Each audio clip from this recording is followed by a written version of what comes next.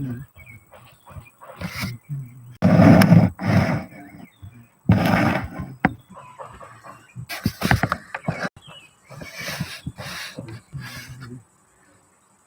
and gentlemen, thank you for being with us again today. And yes, today is the day, is a special day, a good day, and a wonderful day. And today, while I'm having my little breakfast out here today in this beautiful morning, I just want to bring a message to you about something that's happening, and sometimes we don't even pay attention to how it's happening and what's going on. But getting to the message is that before I did this message when my wife was cheating, and she had an accident because she had a message early one morning about I guess to go meet someone, right? But then during the course of the accident, she was hospitalized for a while. But then she came home. I had to take care of her just like taking care of a baby. You know what I mean? And get people to come in, nurses services, family members that came in and help me out and everything, right?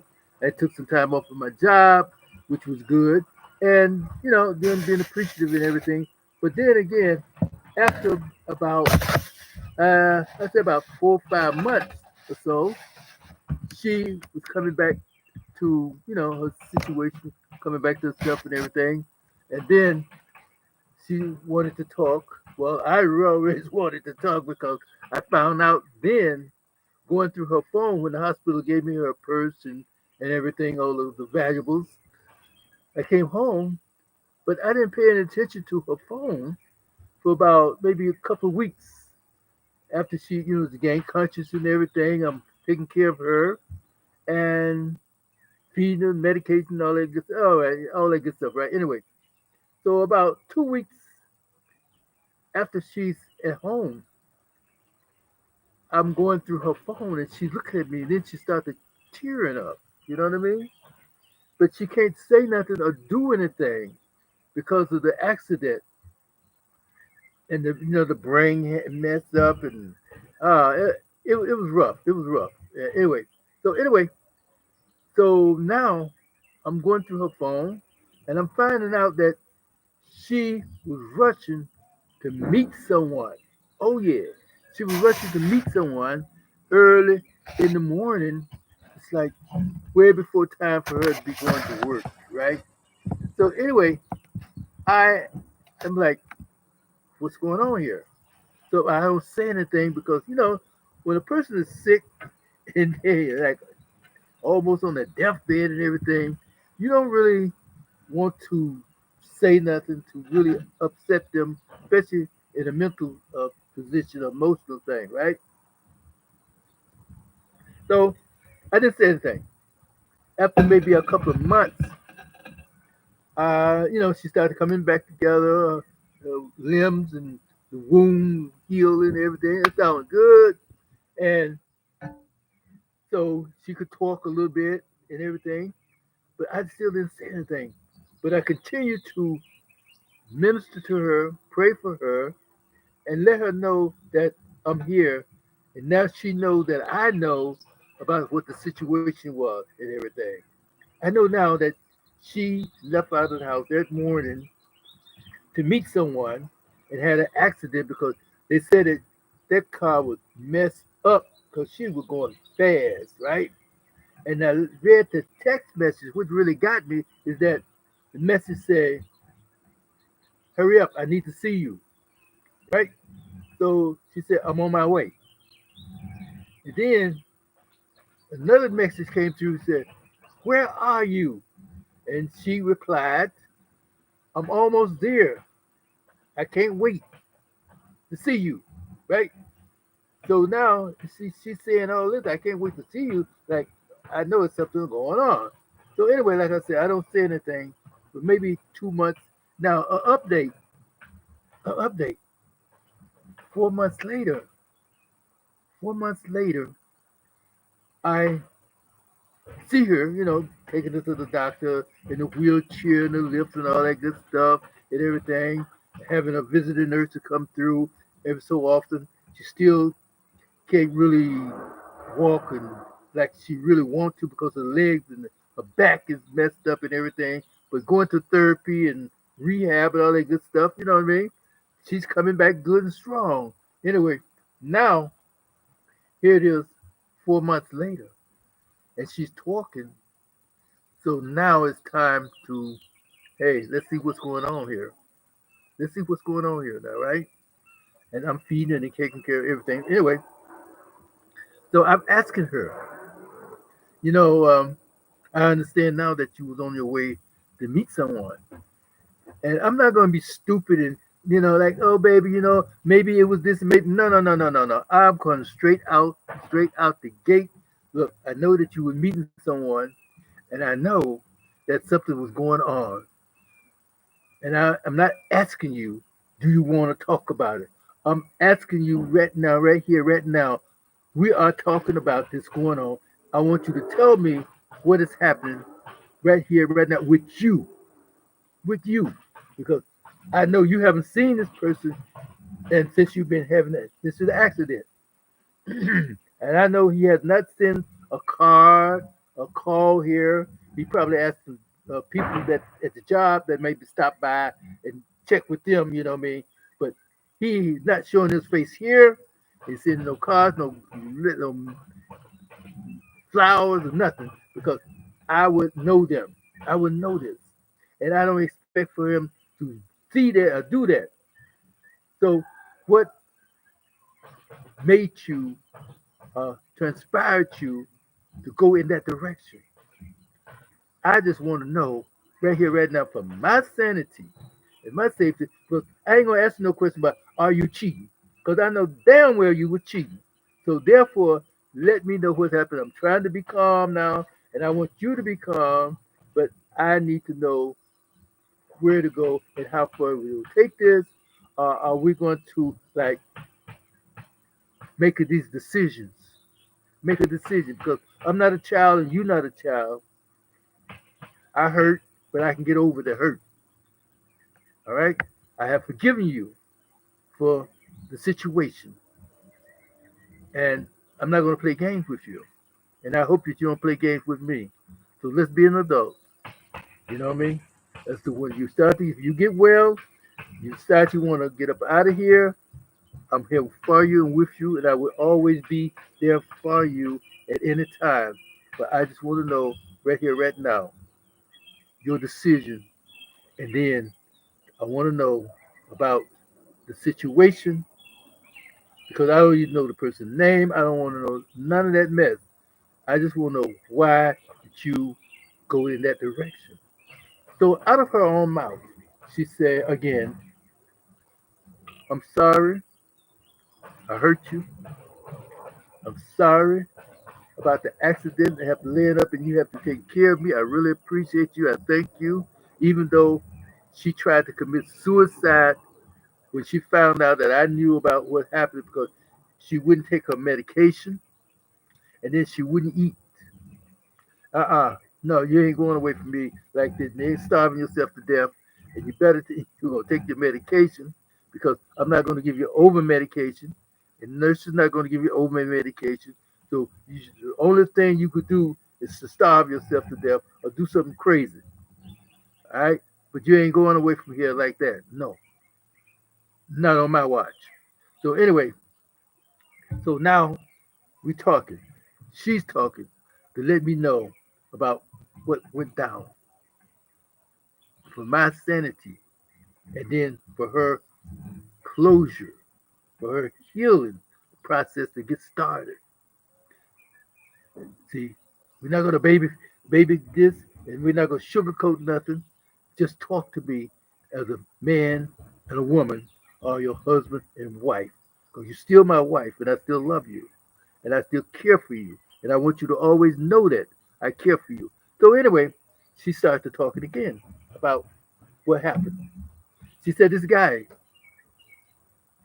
was talking to her, not really talking to her, but hey, how you doing? This and that and other. My name is whatever his name was, and he said, what's your name? And she told him, well, my name is, you know. What is, Sue, right? All right. Well, my wife's name Sue. Okay. Okay, Sue, good and you're a beautiful lady, da da da da da. Right? I know your husband must be proud of you. You know what I mean? Because you're a beautiful lady. Da da da. All right. Well, she's a nice. I mean, the girl put together and everything. You know what I mean? And beauty is good in all places to me. You know what I mean? But anyway, so this guy was really leaning on her, but he backed up a little bit. So she's like, this guy's trying to come on to me. So, you know what I mean? He's showing her a little bit more than usual. So he backs up, knowingly and willingly. But now he knows where she be and where she's at. So she more or less can't really avoid him because she didn't really want to avoid him because he wasn't really being obnoxious. He wasn't being too pushy. But what he was saying was, hey, I remember those days when I used to do that. You know what I mean? Just up to the girl, but next thing you know, she's talking. All right, well, he good. So anyway, so she said he kept talking about it, talking everything. But then things started happening in such a way in which she felt a different way when he was talking to her. She felt like she needed to hear him. She wanted to hear him more and more. She felt like he was her best friend, her closeness. The man moved in on her so smooth and so, however, she was saying that he moved in on her, is that she wanted to see him. It wasn't a day like she was there meeting him rather than him meeting her. That's how she started feeling. I said, but you're coming home, you're doing work, you're going traveling out of town and everything, and with your job and everything like that. So what's going on? So then she said that, well, he was like, gave me some few things, like uh, treat me for the lunch, gave me a gift one time, and seemed like when he gave me the gift, it was like I felt like a little kid. I felt like a little kid with him. Like I had to. I was like all over myself receiving that gift. I said, but okay, all right, but I've given you gifts. She said, and I appreciate it, and I thought, but something about this guy giving me a gift was like all over myself. So anyway, she said, and after a while, not even a week or two, he invited me out for dinner. And I don't usually go out at nighttime, but I lied about a job meeting, either out of town. I think it was out of town. So I don't usually question her when she going out of town about the job because I usually keep up with what's happening at the job too. I'm one of those type of people that I try to know my girl, try to know my wife situation, what she's doing, where she's doing, what's going on. So I called the job, find out that uh, she went out of town. She's supposed to be out of town, everything. But evidently, she went out of town, but she didn't tell me how long she's gonna be out of town, and she didn't tell me where the out of town was. She just said, "I'm going on the trip."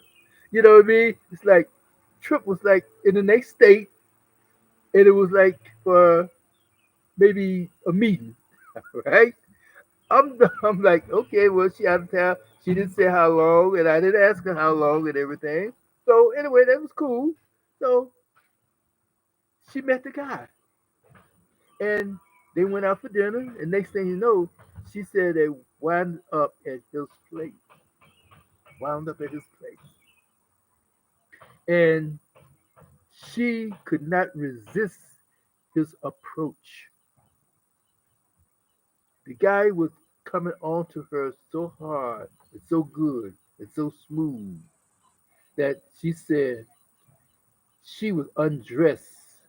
He didn't even have to undress her. And it's like he brought her to a place.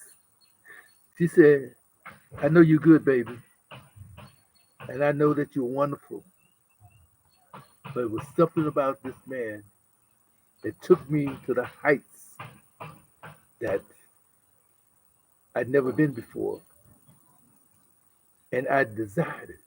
It was like a crack feeling, and I never had crack before, but what I'm hearing about crack is like you always want to try to retrace, recoup, regroup, and then try to do it again because you'll never reach that first high. And that's why people keep going back and forth all day and all night.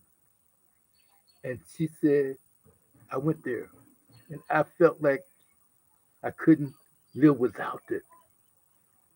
That's why when he called me that morning, even before work, I sacrificed to get to meet him, get there for him, so that we could do something before I went to work. And I couldn't get there fast enough. And that's why I had the accident. And maybe it was good I had the accident, but I was near death because I was coded.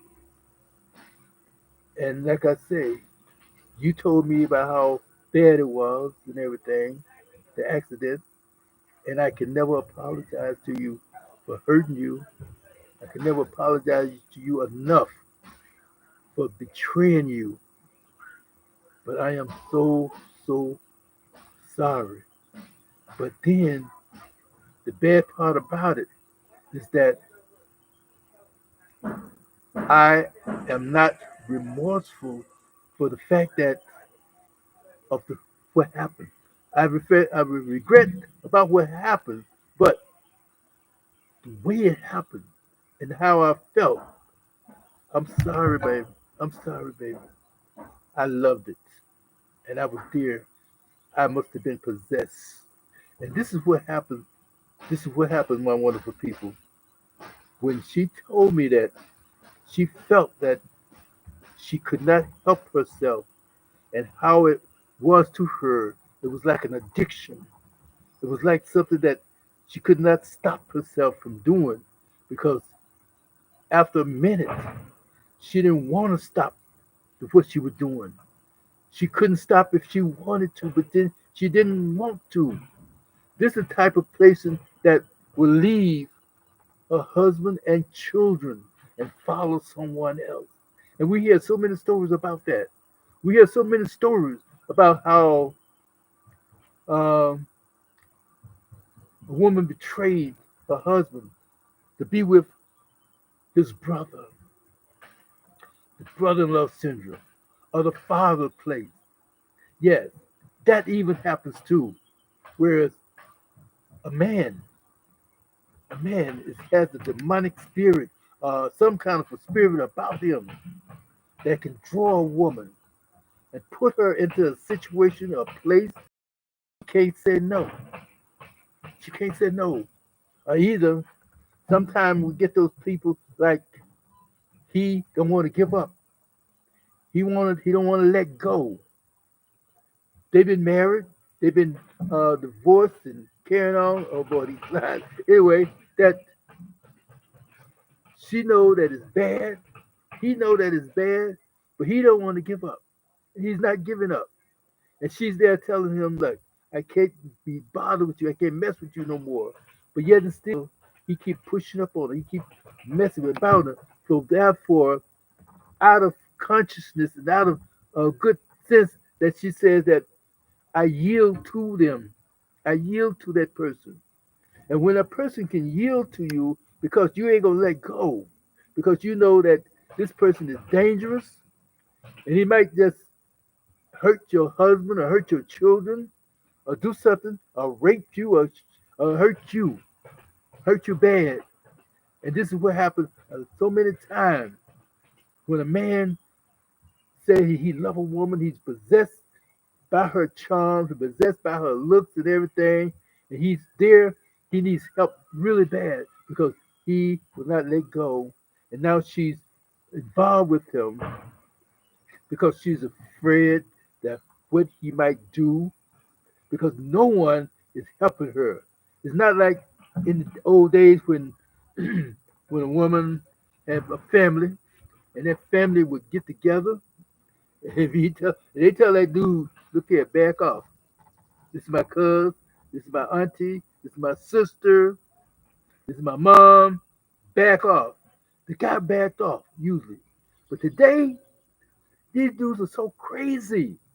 You go to the cops, they talk about, well, we give a restraining order, and you can't be 50 feet away. Get out of here with that BS. You can't do anything. And most women nowadays, they don't have their brother and father and uncle and cousin male togetherness like like a family. No, even the neighborhood.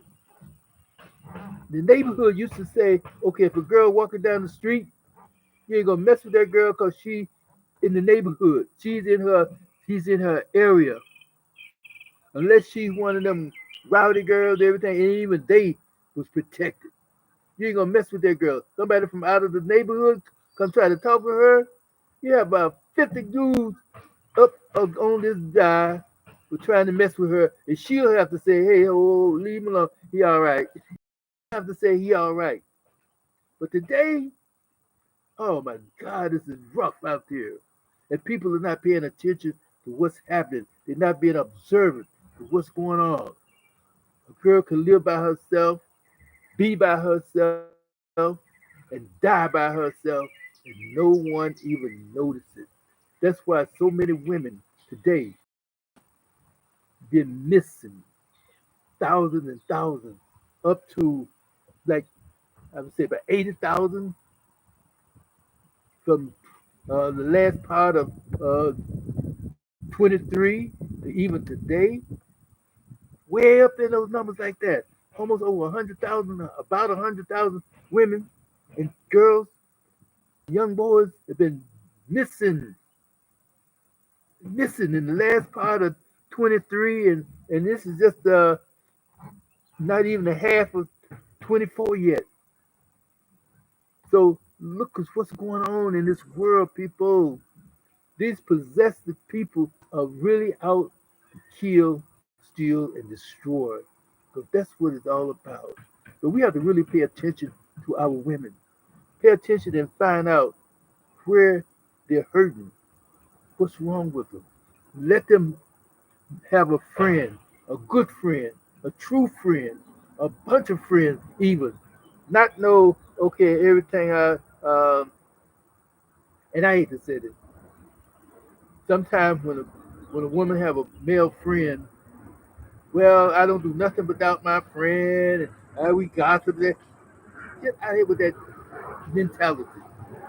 But a good friend with somebody I could call you. I need a ride or something. That friend, even with his girlfriend or his wife, will come and pick her up and take her to where she needs to go or whatever. That's how we are supposed to be together. That brotherly love type friendship. That friendship saying that we are united as a community, as a family, as a group. Oh, well, who is this girl? Oh, she's a girl from my block from years ago. We went to school together. Oh, okay, good. But today, who is this woman? Oh, this somebody. What? No, no, she can't. You can't be friends with her no more. No, no, no. Wait a minute. No way. See, these are some of the messed up situations that we in today. So I'm just here to bring this to you about possessing. We are so possessed today that it's not funny. This obsession about uh, each other and sex, it's got to stop. It's got to be some healing. Please, by all means, don't let don't let our women suffer in silence. Find out up front. Find out as fast as you can that something is going on. Intercede, interject, and intervene in their behalf.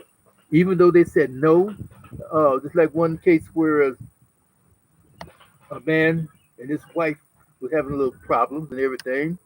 So she wanted to go to the gym. So she started going to the gym. Okay, because the job was stressful and everything. So he said, "Well, I can do it." But no, she had to need to go to the gym, go to the gym, go to the gym. But then she started going to the gym every day. At first, for maybe a month or so, it was like once a week. Then it started going uh, twice a week, then every day. So now he's saying, I wonder why, I wonder this, wonder that, what's going on. He's talking to a friend instead of talking to her. She said, I need the workout. I need a workout. I need a workout. But now she's going to the gym every afternoon. When she get off of work, straight to the gym. Come home, do something. She get into a little confrontation with her husband, something. She'll go to the gym at night. Wow, okay, what's going on? See, instead of him setting her down and talking to her, or either, okay, I'll go to the gym with, oh, no, no, you can't come to the gym with me. So she telling him that he can't come to the gym with her. No way, Jose, girl, listen up. If this gym, if you are so stressful and everything, then we're going to the gym together. Or either we're going to clean out one of the rooms, or we're going to go into the living room and rearrange some furniture, and we're going to do some exercise. I can buy some barbells. Come on now. We have a mat, and we're going to push ups, sit ups, run in place. I'll get you a treadmill. See, these are inexpensive things that can be done at home. And she can't accept that, then something is definitely wrong. Come to find out after maybe about 3 or 4 months, find out that there was somebody at the gym that she was flirting with. He was flirting with her and everything. Well, things started to happen. She was flirting back, but she still wanting to get to the gym. People will start to talk about why your wife staying in the gym so much. Huh? Is she up to something? And he like, nah, I trust her. Okay, I trust her too. And once you start to getting out of focus and having those situations going, I'm on top of it. I'm on top of it. I'm gonna be at that gym too. I ain't going there just to say, spy on you. I'm going out there and do a little workout. I'm gonna go treadmill, whatever. And you gonna say, well, are you embarrassing me? Oh, I'm not embarrassed. I'm here for me. This is a public place, and if you don't like it, then something's going on. And then you want to talk about it. You don't want to talk about it. Then hey, I understand. So therefore, wonderful people, this is how we go. So thank you for being with us today. Thank you and appreciate it and enjoy my breakfast here and everything. So anyway, hit me up. Let me know what you think. Let me know how you feel.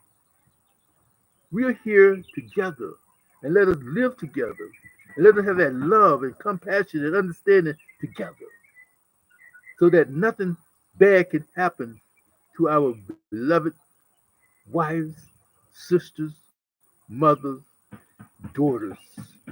Okay? Think about it. Think about it now. All right? So, with that in mind, I'll see you in episode 3. Take care, take care, take care. God bless you. And this is Michael Jones. People in Love. Go to my YouTube channel, People in Love MD. One word. And as we said before, desire to excel at peopleinluv.com, peopleinlove.com. Defeating lust, porn, infidelity, addiction, and depression. Yes. And we're using biblical principles found in the gospel to handle these things. Get rid of those desires, get rid of those urges, get rid of those behaviors. And you can do these things because we believe in healing, healing, not just a place to go for a little, I say, vacation. No. And don't spend the rest of your life in that place say that, oh, yeah, after the surgery, then we go to rehab. You don't have to spend the rest of your life in rehab. You can be healed because the gospel of God unto salvation and other things and all is healing. Because we have already been given power and authority over all works of the evil one. So let us use that power. Let us use that authority. But then if you say, well, I don't believe in this, I don't believe in that, well, guess what? The things that we are talking about our healing, about our deliverance, the things that you hear every day, affirmations, the law of attraction, visualization, hypnotherapy, all found in the gospel, and more, because we serve an unlimited God. Take advantage of his free service, and then take advantage of a lifetime, a lifelong place of healing and living in a good place with joy, peace, and happiness. Yes, you don't have to be a prisoner. No, you can be free. So with that in mind, thank you, thank you, thank you. Bless you. And guess what? I love you. For real, for real. Take care now. Bye. Mm, mm.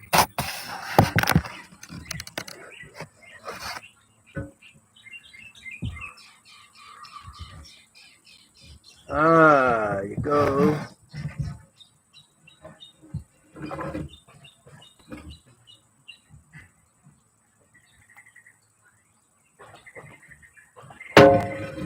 Mm.